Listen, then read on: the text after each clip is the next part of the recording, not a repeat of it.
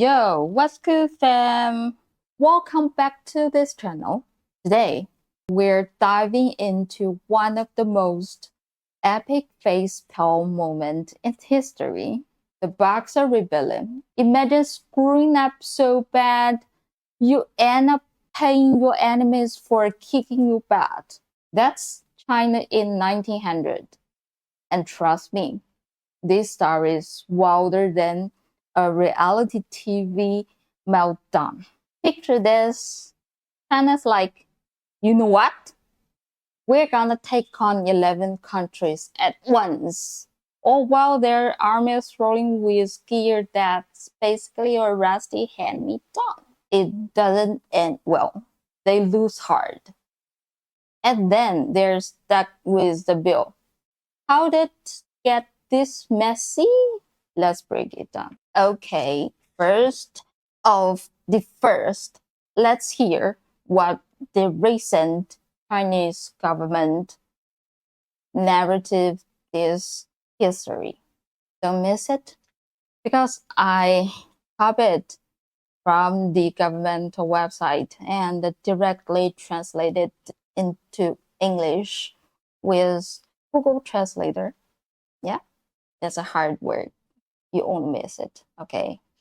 The Boxer Rebellion was an anti-imperialist and patriotic movement. This movement smashed the arrogant plan of the imperialist powers to divide China, dealt a heavy blow to the reactionary rule of the Qing government, and accelerated its demise. In the summer of 1900, the eight-nation alliance of Britain, Russia, Japan, France, Germany, the United States, Italy, and Austria invaded China. In 1901, the Qing government was forced to sign the humiliating Xinzhou Treaty with the Eight Powers and 11 other countries including Belgium, the Netherlands, and Spain. This marked the formation of China's semi-colonial and semi-feudal society.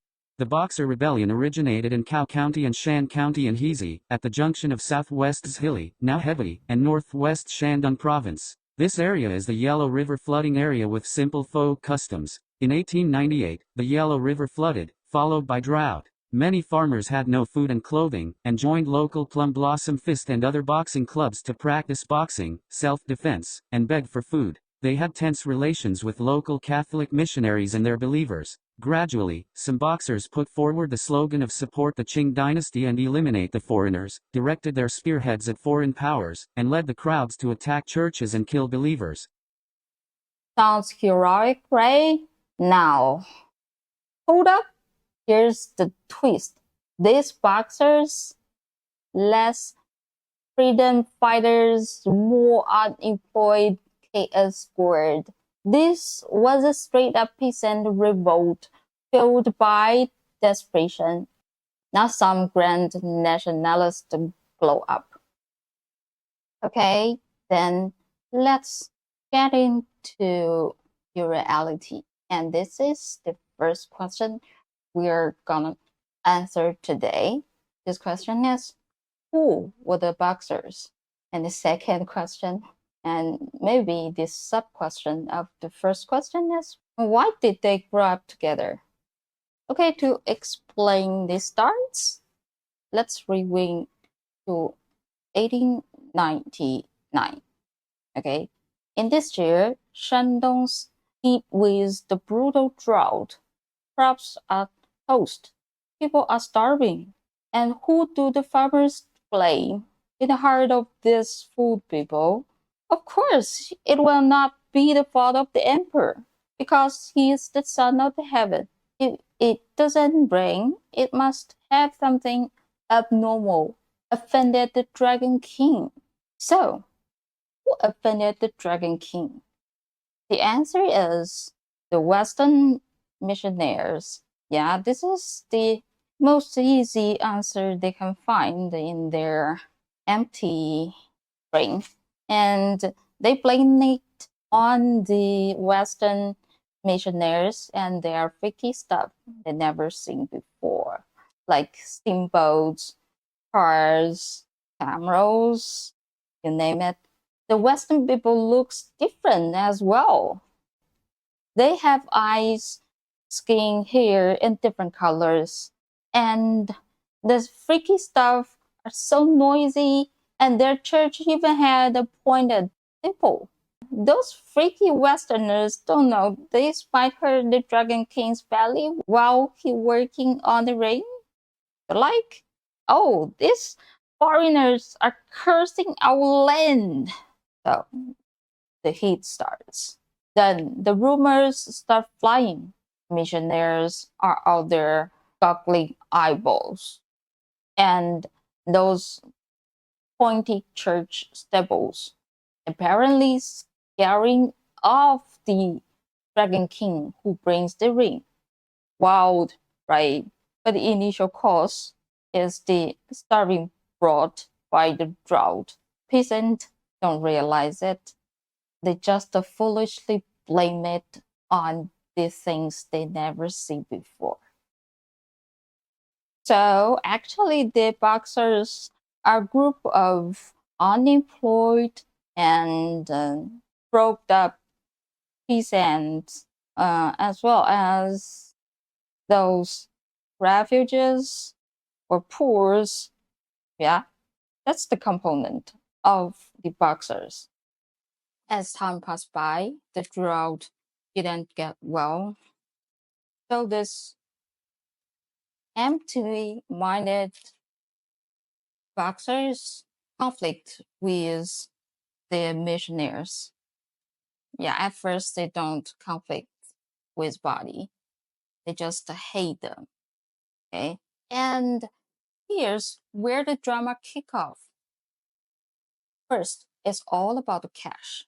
Actually, the beef with the missionaries of Catholicism and the Christianity wasn't just a spirit, but actually their work wasn't so successful in China. Yeah, Chinese people with empty head are so realistic. Yeah, if you can't bring them good, they abandon you in no seconds. And the missionaries roll in with free Western medicine. And suddenly the local witch doctors and shamans, yeah, they are big shots in the box crew, are losing their gigs. They're not happy, of course. Then there's the courtroom chaos. The church backs its converts in lawsuit, kicking off everyone else who's like, screw it, I'm Team Boxer now. The missionaries try to do something good, like setting up orphanages and baby homes, but society just not feeling it at that period of time. Actually, it's till the 1970s or 80s in China, abandoned offerings or children is not rare. I just can say this.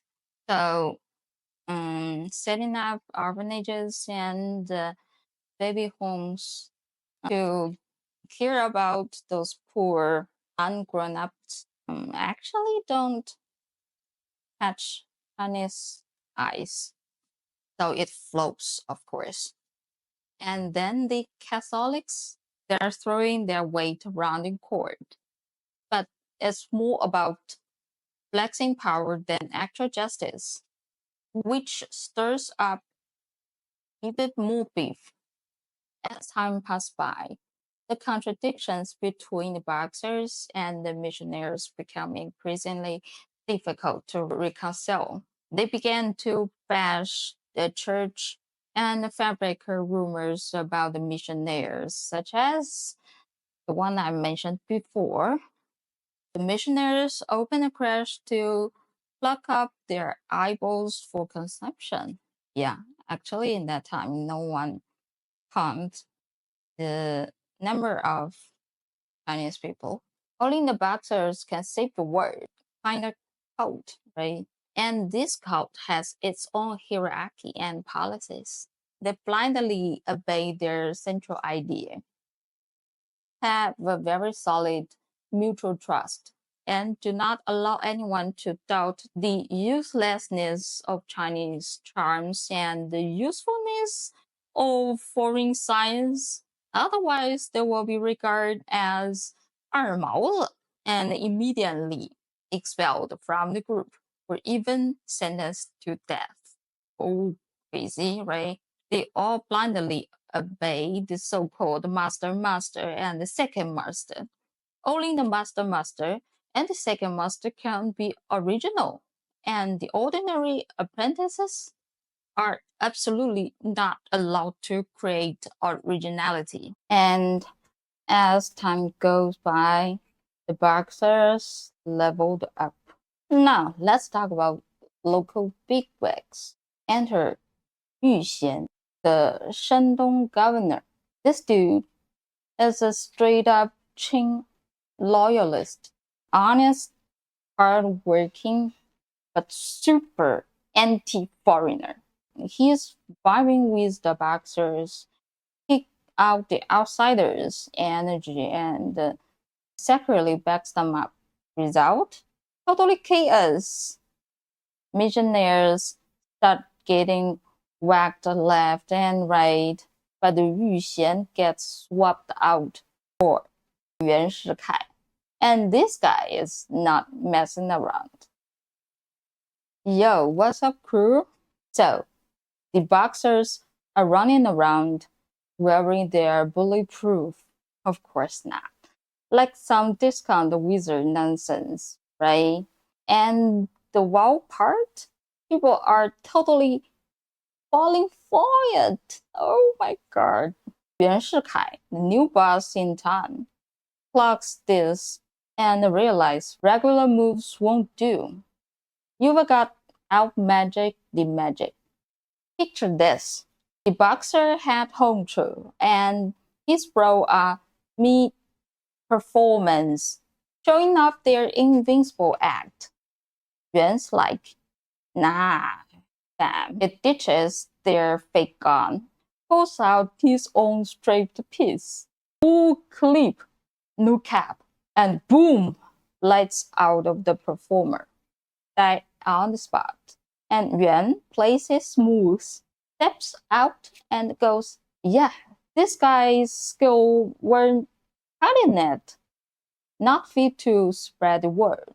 Then he grabs a bunch of these boxer clowns, locks them up, and tells the bigwigs, these jokers claim they couldn't be touched, obviously fakes, not the real deal. He spins it like he's the hero, busting a scam ring, flexing hard to the court and the streets.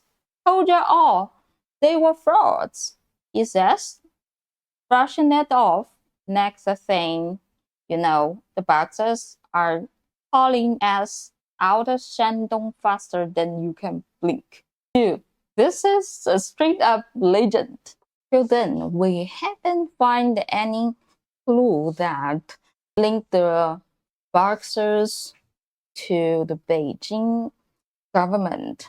And we still don't know why did China end up paying for the Boxer Rebellion?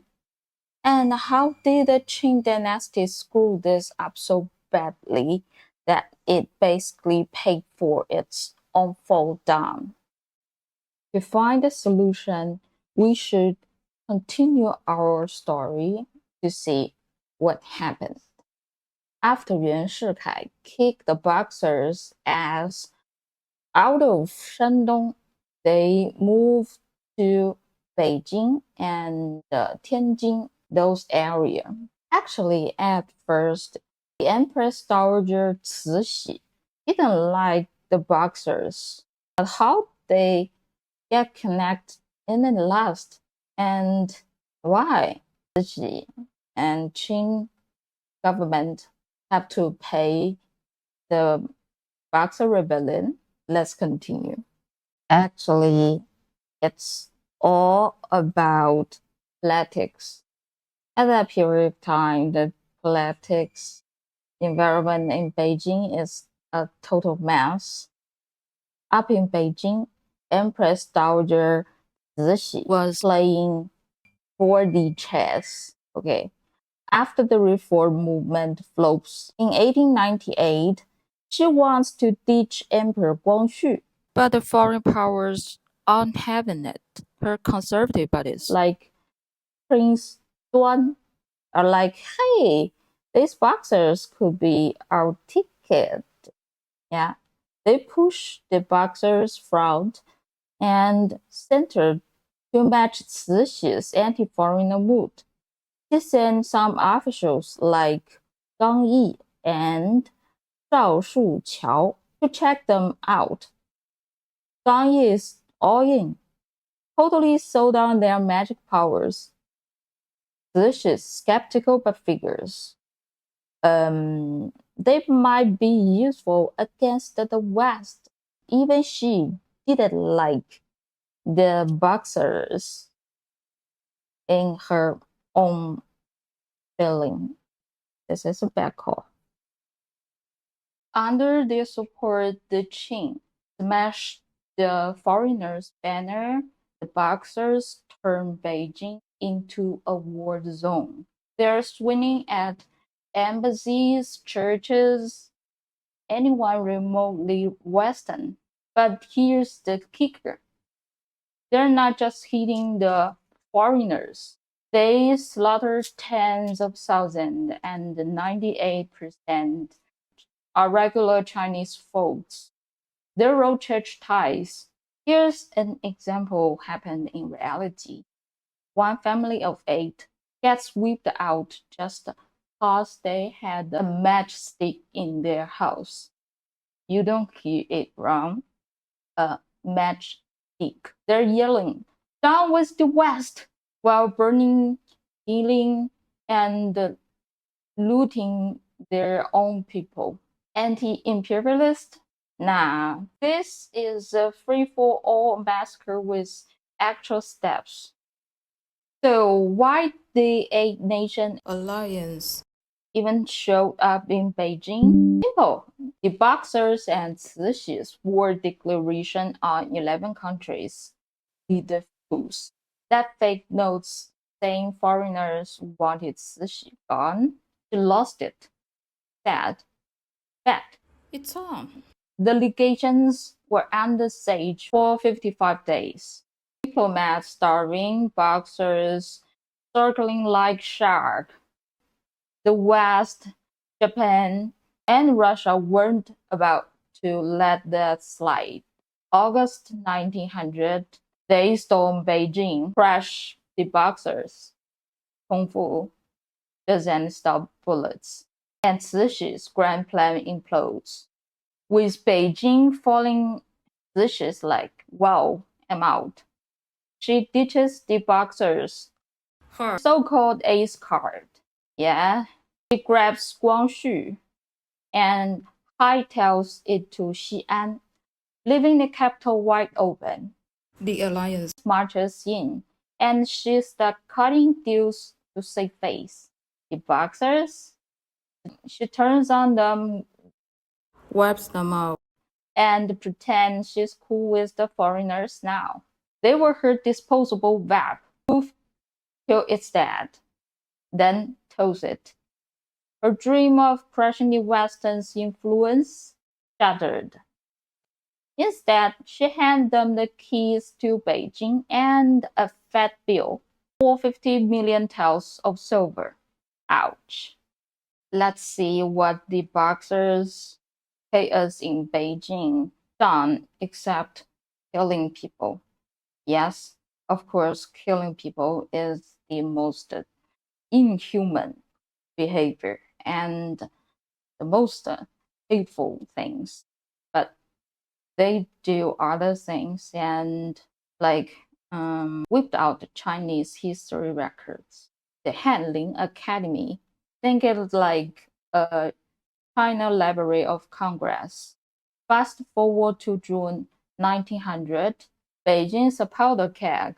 The boxers are itching to heed the foreign legations. Those fancy embassy spots where the diplomats are hold up. Problem is, they are next door to the Handling Academy. Yeah, the China's Library of Congress. Stuffed with priceless scrolls like the Yongle encyclopedia and 4 treasuries. The boxers, being the genius they are, they cannot crack the legation's defenses, so they're like, screw it. Let's burn the Hanling next door and hope the wind carries the fire over. Real Einstein level stuff, right?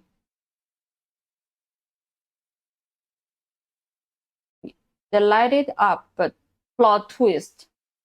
The wind was not cooperating. Instead of roasting the legations, the flames just eat the Hanling alive. Proof.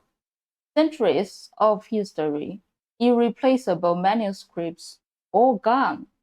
The Yongle Encyclopedia, toast, 4 treasuries, ashes. Later on, Chinese history is like, oh, the Eight Nation Alliance burned it. Nope. Check the calendar. The alliance doesn't even roll into Beijing till August. This was June. Bam. 100% of Boxer grew up. They tried to steal the wing and ended up torching their own treasure. Classic mess around and find out vibes. Aside from the Boxers destroy Beijing, and they are destroyers, of course. But they really are brave. How did the bravery come? It's a story about drugs. These boxers, not exactly a tight crew. They are a hot mess of desperate randos led by shady masters and second masters. Their strategies straight trash. They hype up the young guys with shunts and charms spiked with stuff like opium, turning them into fearless zombies. You're bulletproof, bro. Go get them. Then they line them up. Kids and teens are from soaking bullets. Mid-tired dudes in the middle. And the big shots, those busters chilling in the back, ready to dip. Battle starts, and guess what? The young bloods get shredded, while the leaders go faster than you can see. Peace out. A coward's game. And the body counts brutal. Mostly their own naive recruits.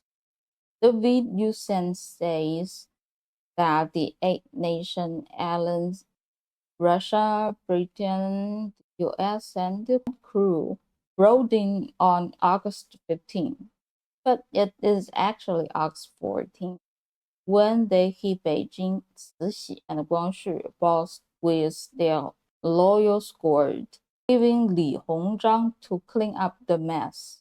So 1901 rolls around, and Qing's forced to sign a Boxer Protocol or Xinchou Treaty with 11 countries. The bill for 50 million taels of silver, taels, we mentioned it in the previous episode, and it's about $333 million back then, or 7.5 million British pounds. Russia snacks nearly 30%.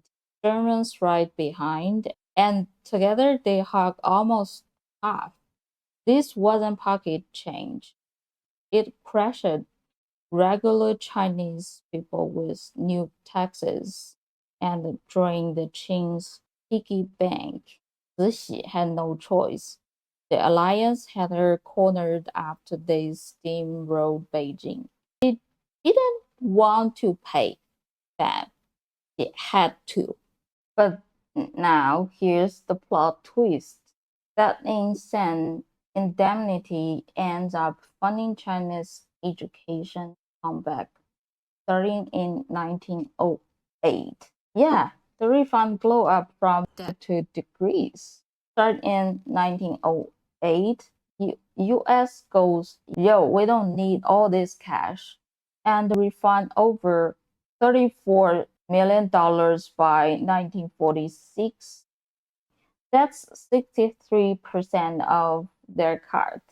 Other countries like Britain, France, and Japan follow, though Russia's "oh, now we're good" until the Soviets kind of waved it off in 1924, but keep some sneaky territorial perks. And the US cash, straight to education. They bankroll Tsinghua School, now Tsinghua University, China's MIT, and send Chinese students stateside. Big names like Chen Xuesen, Rocket Genius, and the Wushi Education Gold come out of this. By 1924, President Coolidge's like, use it all for schools. So they built the National Library, spruce up Peking University, and launch heavyweights like Peking Union Medical College. China's suddenly got students flooding the US, and it's a game changer for modernization. And Britain jumps in 1925, posing their refund into railways like Beijing-Shanghai line and schools in places like Gansu. France's 1924 refund mostly pays off debts, but some trickles into the Sino-French Institute. Italy sets up a bank. Belgium fixes railways, and Japan's amass half refunded by 1931, mostly to their own works in China. Germany, they're out after World War One. China joined the Allies, cuts them off, and Germany's too broke to refund squad. Quick fact check. The VCS Cixi agreed to pay on August 15 when the alliance stormed Beijing. Nam Tam, she didn't sign them. She was running the protocols sold in September 1901, way after the dust settled. And Russia didn't claim 30% out of nowhere. Shares were negotiated, not snatched. Let's see what the Boxer Protocol in 1901, which was basically a bill for China's stupidity. Here's what it included. First, China had to pay for 50 million taels of silver, which was about 12 years of governmental revenue with interest. This amounts to nearly 1 billion taels over 39 years. Second, permanently, foreign powers got the right to permanently station troops in Beijing. And third, China had to execute and punish pro-Boxer officials. And fourth, no more anti-foreign movements. If China ever tried to rise up again, the foreign power could just roll in and crush them. So let's summarize. The Qing dynasty supported crazy anti-foreign rebellion and declared war on half of the world at that period of time. There are only 23 countries. And the third is losing embarrassingly. And the fourth, they had to pay a ridiculous amount of money and let foreign troops occupy Beijing. It's like if your young brother picked a fight with the entire school, lost, and now your whole family has to pay for everyone's lunch for the next 40 years. And the aftermath, it's the beginning of the end for the Qing dynasty. This wasn't just about money. This was the moment people realized that Qing dynasty was done. At first, People saw the government as weak, corrupt, and incapable of defending China. And second, the revolutionary movements, including Sun Yat-sen's movement, gained more traction. But Sun Yat-sen is a funny people. It's not, yeah, not that good. We'll talk about him in the future episodes. And 10 years later, in 1911, the Qing dynasty collapsed and China became a republic. And all of this started because a bunch of guys thought Kung Fu could stop bullet. Moral of this story? If someone tells you they have magic power and want to start a war, maybe don't take their advice. And that, my friend, this is how China declared war on the world and paid for it. If you enjoyed the breaking down of the history's dumbest decisions, don't forget to like, comment, and subscribe. And tell me, if you had to fight an army, would you trust ancient kung fu powers to protect you? Let me know in the comments. So see you in the next video. See you.